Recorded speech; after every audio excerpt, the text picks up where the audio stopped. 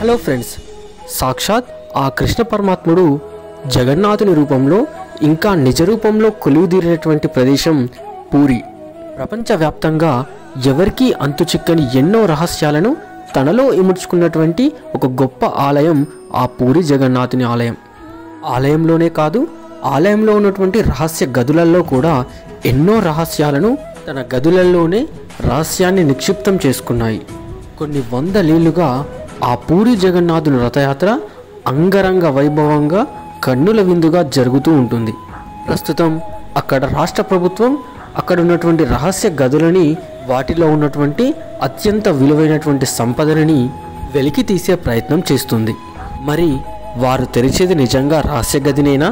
అక్కడ ఉన్నటువంటి నాగబంధనాన్ని వాళ్ళు ఛేదించారా? అసలు వారు తెరవబోయే గది ఏంటి?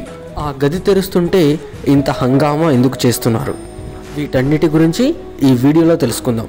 నాగబంధనం ఉన్నటువంటి రహస్య గది గురించి తెలుసుకోవాలంటే ముందుగా ఆలయం గురించి తెలుసుకోవాలి.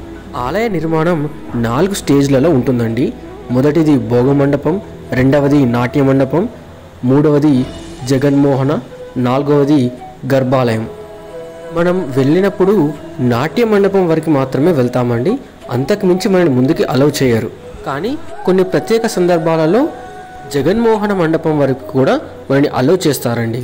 మనం తెలుసుకోవాలనుకుంటున్న ఆ రహస్య గదులు ఈ జగన్మోహన మండపంలోనే ఉన్నాయి. ఇక్కడ మీరు చూస్తున్నారు ఆలయం యొక్క బ్లూ ప్రింట్. ఇక్కడ 62 అనే ఒక నెంబర్ ఉన్నటువంటి బాక్స్ అనేది జగన్మోహన మండపానికి ఆనుకొని ఉన్నటువంటి ఒక రహస్య గదికి వెళ్ళే మార్గం. ఆ మార్గం గుండా వెళ్తే మనకి 3 గదులు అనేవి ఉంటాయి. ఆ 3 గదులలో కూడా ఎంతో విలువైనటువంటి ఆ జగన్నాథుని అశేష సంపద అనేది అక్కడ ఉంటుంది. ఆ ద్వారం గుండా వెళ్తే మనకి 3 ద్వారాలు అనేవి ఉంటాయి. ఆ ద్వారం గుండా వెళ్తే మనకి వచ్చేటువంటి మొదటి గదిని బహార్ బండార్ అని అంటారు. ఈ గది లోపల ఆ జగన్నాథునికి నిత్యం అలంకరించే ఆభరణాలను ఉంచుతారు. ఈ గదికి ఒకే ఒక లాక్ ఉంటుందండి. ఆ లాక్కి సంబంధించినటువంటి కీ అనేది ఆ బండర్ అధికారి దగ్గర ఉంటుంది. అలంకార ప్రియుడైన ఆ జగన్నాథునికి అలంకరించే ఆభరణాలని మొదటి గది నుంచే తీసుకుని వస్తారు. ఆ మొదటి గది నుంచి మరింత లోపలికి వెళ్తే రెండవ గది అనేది ఉంటుంది. దాన్ని బిదర్ బండార్ అని కూడా అంటారు. ఈ రెండవ గది ట్రీ లాకింగ్ సిస్టంతో అమర్చబడి ఉంటుందండి. ఈ గదిని ఓపెన్ చేయాలంటే ఖచ్చితంగా 3 కీస్ ఉండాలి. ఆ 3 కీస్లలో ఒకటి గజపతి వంశస్థులలో ఉన్నటువంటి మహారాజు గారి దగ్గర ఉంటుంది, రెండవది బండర్ అధికారి దగ్గర ఉంటుంది, మూడవది ఆ జిల్లా కలెక్టర్ గారి దగ్గర ఉంటుంది. రెండవ గదిని తెరవడానికి 1960వ సంవత్సరంలో ఒక చట్టాన్ని తీసుకొచ్చారండి. ఆ చట్టం ప్రకారం ఎవరు పడితే వారు ఎప్పుడు పడితే అప్పుడు ఈ గదిని తెరవకూడదు.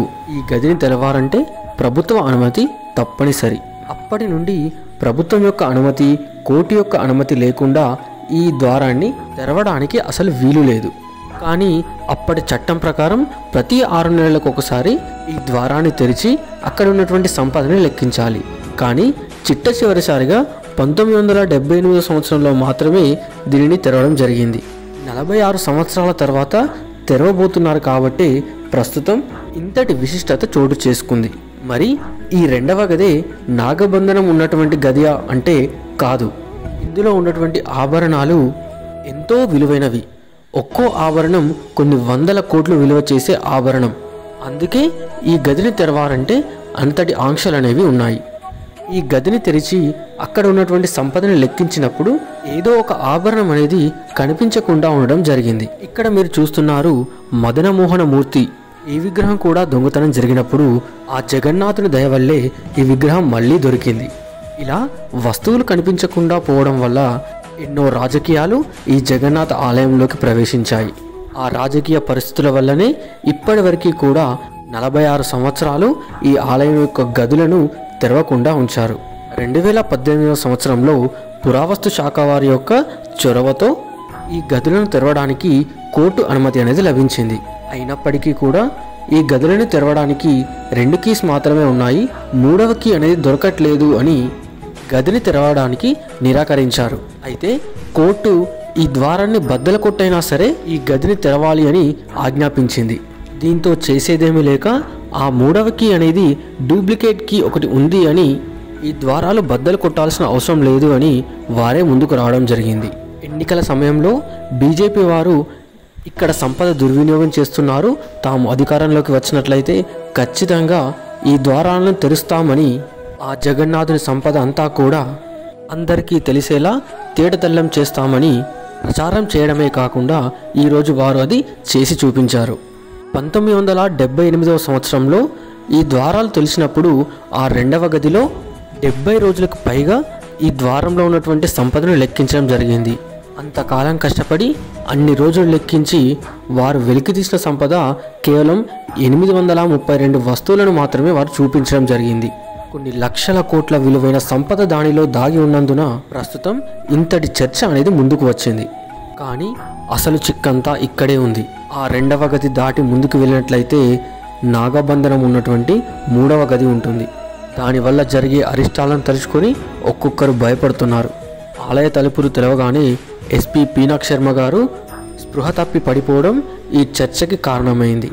ఆ రెండవ గది మరియు నాగబంధనం ఉన్నటువంటి 3వ గదికి సంబంధించిన రహస్యాలను కూడా తెలుసుకుందాం. మరి ప్రస్తుతం నాగబంధనం ఉన్నటువంటి 3వ గదిని తెరుస్తారా అనే విషయం కూడా ఒకసారి ఆలోచన చేద్దాం. గజపతి కపిలేంద్ర దేవుడు అనే మహారాజు 1466వ సంవత్సరంలో ఎన్నో దండయాత్రలు చేసి అశేష సంపదను తీసుకొని రావడం జరిగింది. అలా తీసుకొని వచ్చినటువంటి సంపదని ఏనుగులపై ఎక్కించి ఈ గుడిలో దాచడం జరిగింది.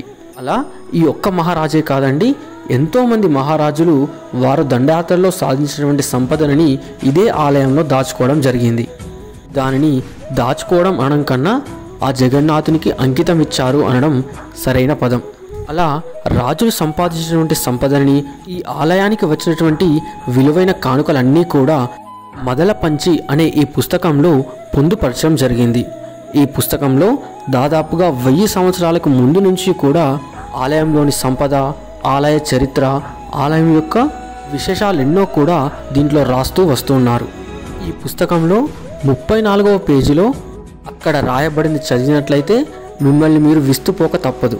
అనంగ భీమదేవుడు అనే ఒక మహారాజు ఆ జగన్నాథునికి 2,50,000 బంగారు మాలలు అనేవి ఆ జగన్నాథుని కోసం ఇవ్వడం జరిగింది. జగన్నాథునికి అలంకరించే ఒక బంగారు మాల ఎంత ఖరీదు ఉంటుంది? అలాంటి మాలలు 2,50,000 మాలలు ఇచ్చారంటే దాని విలువ ఎంత?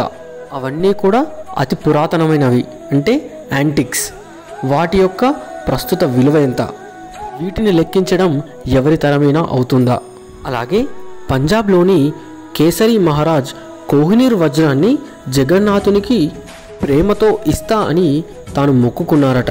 కానీ ఆ మొక్కు తీర్చేలోపే తాను మరణించడంతో ఆ విషయం ఎవరికీ తెలియకుండా పోయింది. ఈ పుస్తకంలో ఆ స్థానం చోటు చేసుకోకుండా పోయింది. మరి ఈ విషయం ఎలా తెలుసుని మీరు అడగొచ్చు.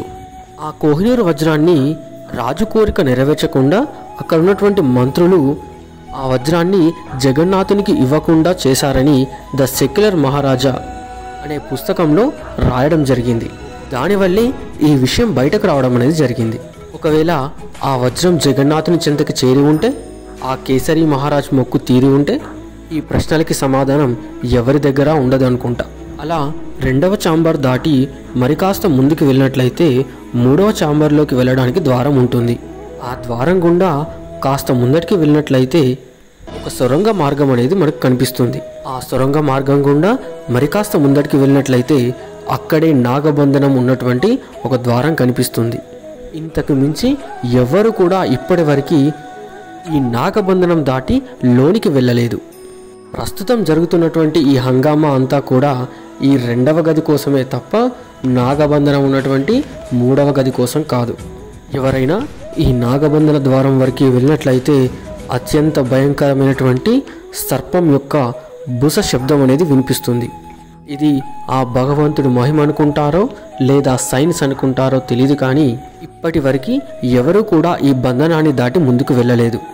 ఆ నాగబంధనం ఉన్నటువంటి 3వ గదిలో ఏముంది అనే విషయం కూడా ఎవరికీ తెలియదు. ఇక్కడి వాస్తవ్యులు లోకనాథుడిగా పిలువబడే ఆ మహాశివుడు ఈ గదికి కాపలా ఉంటాడు అని ఇక్కడి ప్రజల నమ్మకం.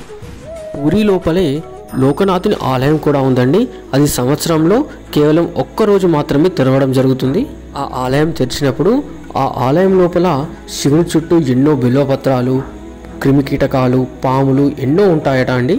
సంవత్సరంలో ఒక్కరోజు మాత్రమే తెరిస్తే ఈ విధంగానే ఉంటుందని మీరంతా అనొచ్చు.